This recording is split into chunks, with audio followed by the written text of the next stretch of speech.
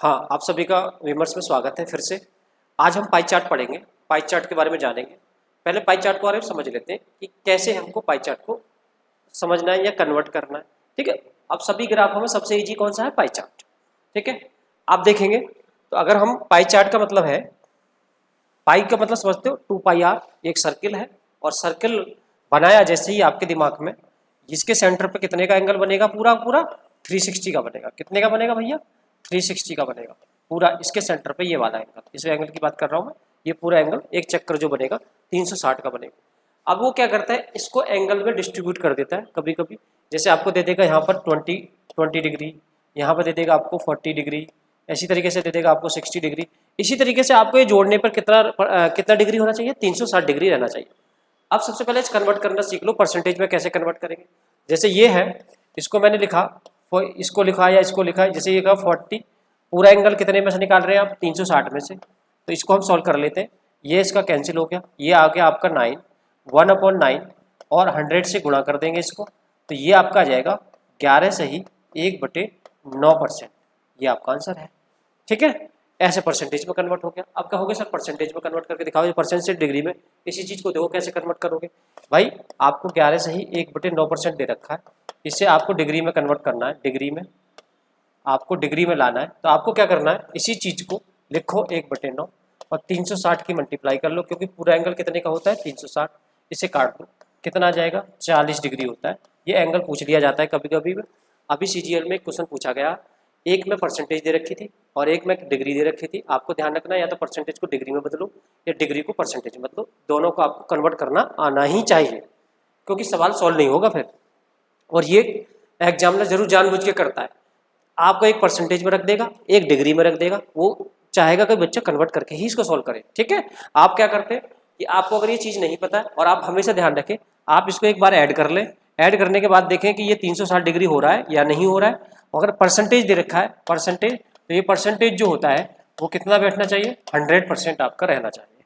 ठीक है, तो आप देखोगे कभी जोड़ के तो वो 100% ही बैठेगा। आप कभी भी ऐड करना, मगर वो ऐड करके देते हैं, ऐसे पागल नहीं होते। कहीं कहीं क्या करते हैं, जैसे यहाँ मिस कर देगा, बाकी की परसेंटेज आपको दे देगा और एक की मिस कर देगा, तो आपको क्या करना है, सबको जोड़ना है, फिर 100 में से घटा के उसको यहाँ मेंशन कर लेना।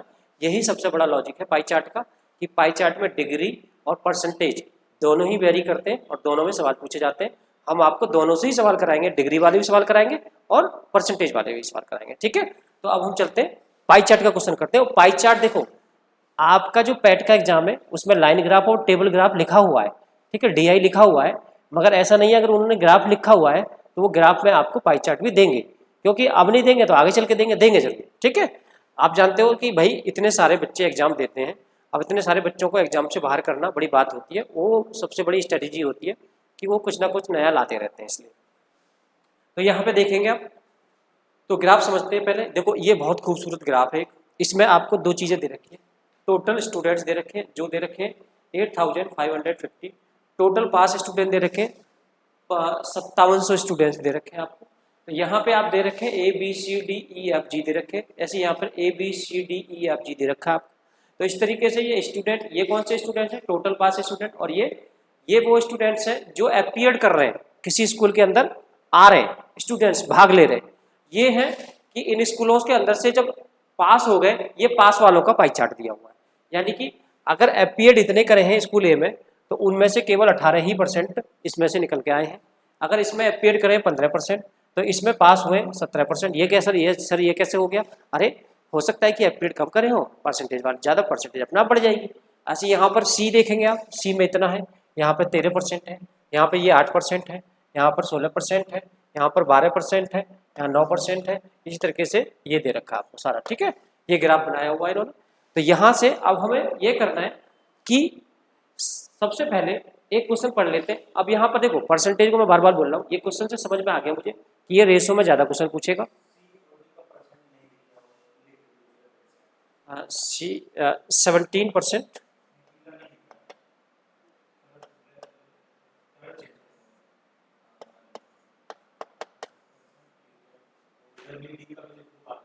ये वाला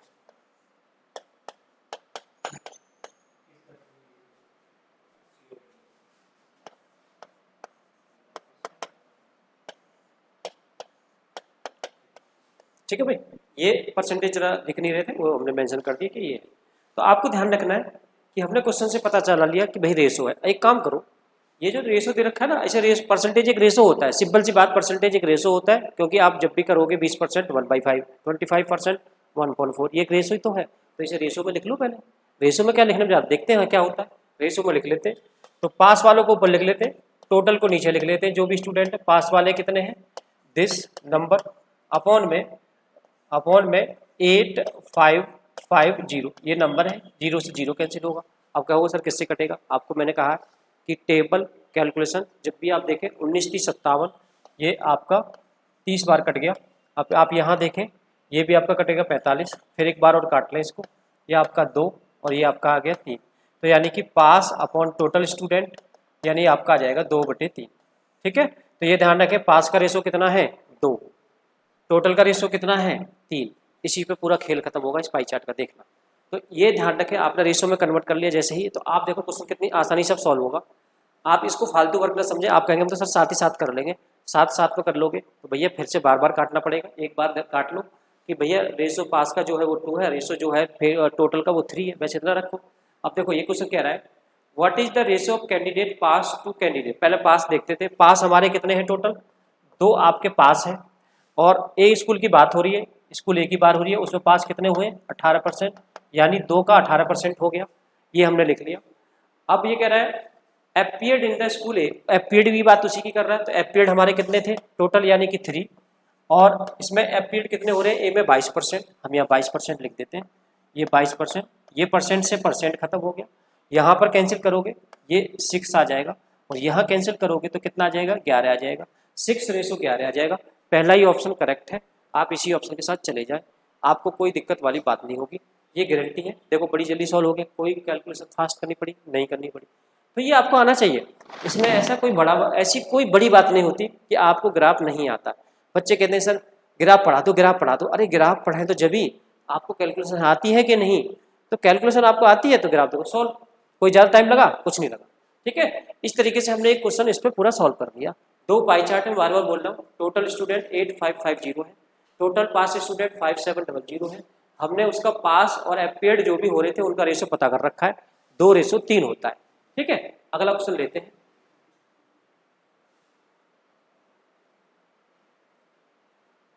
ये देखें सभी लोग, यहाँ पर जिसको आता है वो लोग करें।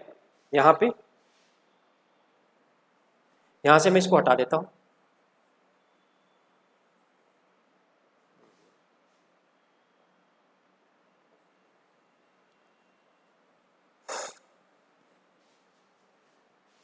ठीक है, अब जिन बच्चों को आता है कॉपी पेन लें, जल्दी से सॉल्व करके बताते रहे, हमने आगे करते हैं, जिन बच्चों को नया सिखाते हैं। फिर से क्वेश्चन पढ़ते हैं, क्या कह रहा है, स्कूल बी और सी के लिए नामांकित उम्मीदवारों को मिलाकर कितने प्रतिशत उम्मीदवार पास हुए।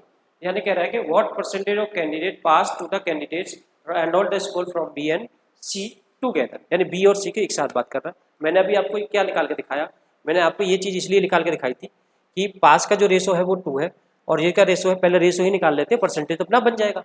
तो रेशो निकालते हैं तो 2, तो बी और सी की एक साथ बात हो रही है, बी और सी, तो ये रहा बी और ये रहा सी। बी और सी आप देख पा रहे हैं 17 और यहाँ पे 13, तो कितने हो जाएंगे 30 हो जाएंगे, तो 30 लिख लेते हैं यहाँ पे। अपॉन में आ जाएगा, अपॉन क्या है total together candidate pass candidate enrol. ठीक है, इसमें 3 रेशो है, इसका 3 रेशो लिख लेते हैं, और 3 आ जाएंगे बी और सी। बी और सी यहाँ देखें, ये बी में 15% है, सी में आप दे रखे 10%, यहाँ लिख लेते हैं हम, तो ये हो जाएगा 25, ये आपका 25% हो जाएगा।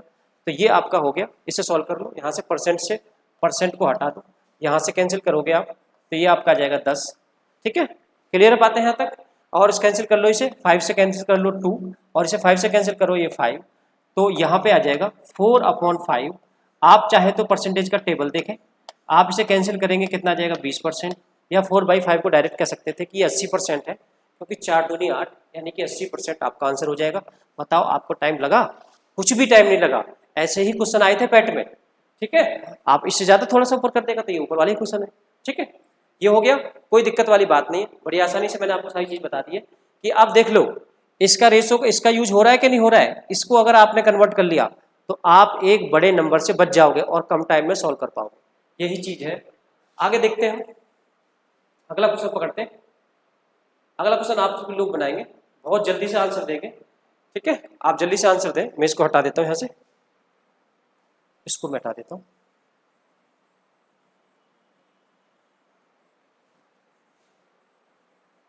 ये है क्वेश्चन, अब इसमें स्पेस भी नहीं है, इस क्वेश्चन को करें सभी लोग। ये कह रहा है एक ही स्कूल से नामांकित उम्मीदवारों की कुल संख्या में से स्कूल ई से परीक्षा कितने प्रतिशत उम्मीदवारों उत्तीर्ण होंगे। मतलब स्कूल ई की बात हो रही है साहब साहब। What percentage of candidate pass exam from school E, school E की बात हो रही है।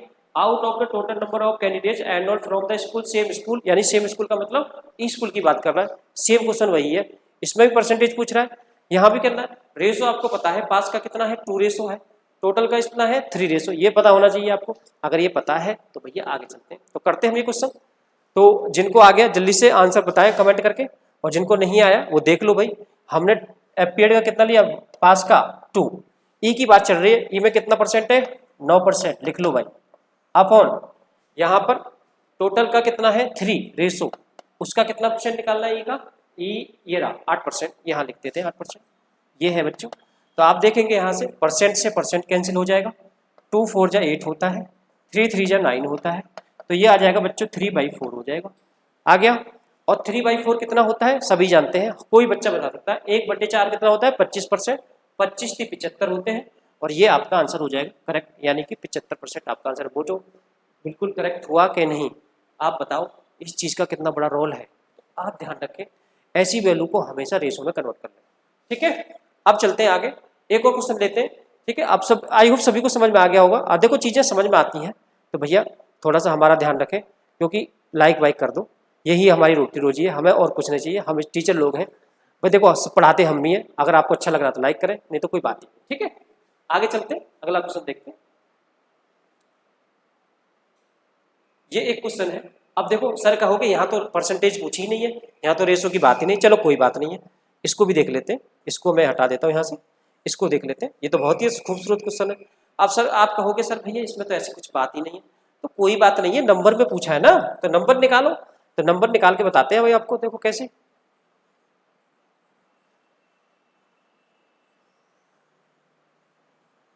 देखो अब इसमें करते हैं हम।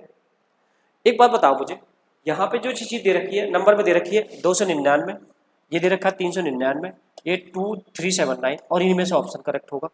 तो अभी मैंने आपको देखो यहाँ पर अगर आपकी प्रेजेंस ज़्यादा थी तो आप देखो इस नंबर को और इस नंबर को मैंने किसी नंबर से, कॉमन नंबर से मैंने इसको कैंसिल किया था, और वो क्या कॉमन नंबर था, 19 था। क्या था वो, 19 था। अरे भैया एक बार बताओ, जब ये 19 से कैंसिल हो रहा है तो इसका मतलब इनका डिफरेंस भी, जो भी डिफरेंस आ रहा होगा वो भी 19 से कैंसिल होगा, गारंटी है। तो यानी कि कोई भी नंबर अगर कैंसिल हो रहा है किसी नंबर, तो उन नंबर का डिफरेंस भी कैंसिल होगा 19 से। तो 19 से भाग लगा के देख लो, वही आंसर हो जाएगा। तो 19 से इसमें भाग तो जाएगा ही नहीं, 19 से कम 19 दूनी 38, 19 से कम 19, तो यही ऑप्शन करेक्ट है, यही ऑप्शन करेक्ट है, यही आंसर है। बताओ कोई ज्यादा टाइम लगा नहीं लगाना, रेशो का काम आ गया, खत्म कहानी। आप कहोगे सर कैसे निकालेंगे, भैया जो जो इसमें कह रहा है कि ई और सी का एक साथ, ए और डी का एक साथ, उनका परसेंटेज लो, फिर माइनस करो, फिर आंसर आएगा। वो टाइम वेस्ट करने वाली बात है। आपको डायरेक्ट ये ध्यान रखो कि किस नंबर से कॉमन से हमने कैंसिल करा था, यानी कि आप एचसीएफ समझते हो अच्छी तरह, एचसीएफ से हमने कैंसिल करके देख लिया, यही आंसर था करेक्ट। आगे बढ़ते हैं, अब नेक्स्ट ग्राफ में मिलते हैं, नेक्स्ट पाई चार्ट पढ़ेंगे डिग्री वाला। ये क्या था, परसेंटेज वाला, ओके।